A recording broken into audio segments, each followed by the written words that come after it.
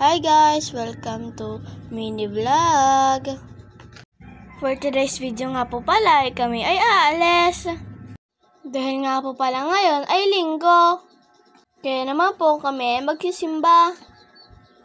Sa mga oras na nga po yan ay nililigpit na po namin ang mga paninda. At pagkatapos nga po pala namin magligpit, sumakay na nga po pala kami sa tricycle para po makaalis. At nakaalis na nga po pala kami sa bahay. At nanghiram na nga lang po pala kami dyan ng tricycle dahil mahirap po mamasahe. At sa mga oras na nga po to ay 1 PM na. Ay talaga naman ay sobrang init. Dumiretso nga po pala muna kami dyan sa SM. Dahil paghapon nga po ay sobrang traffic na dito. At sabi nga po pala ni Papa, pagpabalik na lang po namin, kami magsisimba. At pumasok na nga po pala kami dyan para maggarahe. At tuwang-tuwa na nga po pala kami dyan dahil nga po nandito na po kami sa SM. At for today's video nga po pala, ipapasok na nga po pala kami sa SM. At ayun na nga po, nakapasok na nga po pala kami dyan sa SM. At for the ikot-ikot na nga po pala kami dyan sa SM. Sa mga oras na nga po yan ay may gusto makipaglaro kay Ian. Kami nga po pala ay di po kami madalas lumabas. Dahil nga po si Mama at si Papa ay laging busy. At ngayon nga po pala ay wala po si Papang pasok.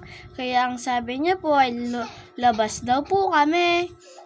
At bibili nga po para sana kami dyan ng waffle, kaso nga po, ang tagal.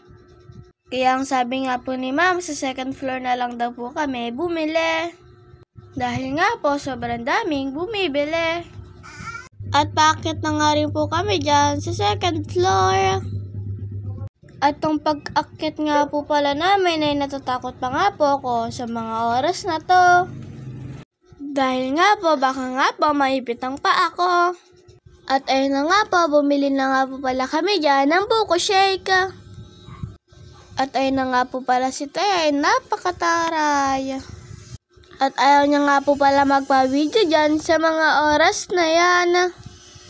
Unang beses nga po pala kami nakapunta dito sa SM dahil nga po madalas po kaming napunta sa Balibago. Dahil nga po sa Balibago ay maraming palaruan. At sabi nga po pala ni Mama ay dito na lang daw po kami para naman daw po maiba naman. At ayun na nga po pala sila Ian ay sasakay na po pala sila sa kabayo. Ako nga po pala ay ayaw pong sumakay dahil nga po nahihilo ako.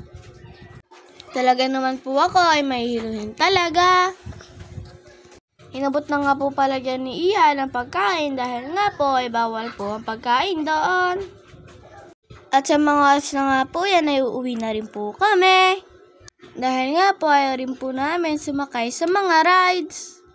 Sinasabihan nga po pala ko dito ni Mama sumakay. Kaso ako ay ayoko talaga. Baka naman ako ay masuka.